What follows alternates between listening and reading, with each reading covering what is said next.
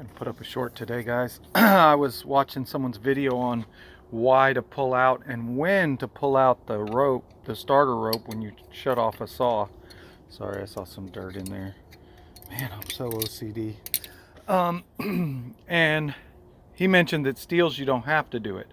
There are a few Stihls that have a Husqvarna style starter pawl.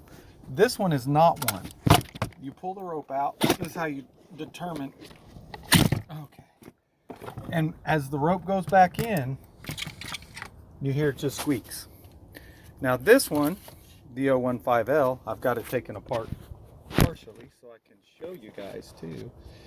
Okay, I gotta hold it together, sorry. I'm gonna pull the rope out and let it back in. You hear the ratcheting?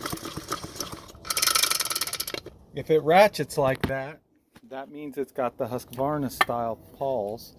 Let me pop this cover back off so I can show you. These are spring loaded, and when you start the saw, they stay out with inertia. But when it stops, they kick back in, and they will grab those gears. And when they grab the gears, you know, it's gonna kick back on the starter and try and pull the starter rope in.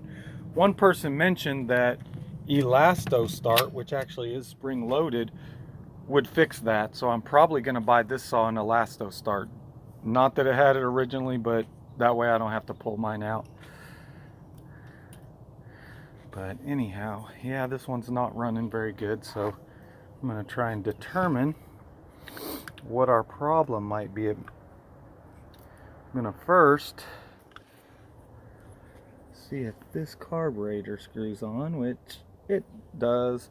It's actually not a carburetor, it's to check your vacuum. But that way I can check the vacuum on the intake block and put the spark plug back in. And since the pulse is in here too, when I put this on, it should seal both of them up, and I'll only have one spot to connect. Alright guys, well, that's what I wanted to go over. 015L, you got to pull your rope out when you shut it off, just a little bit.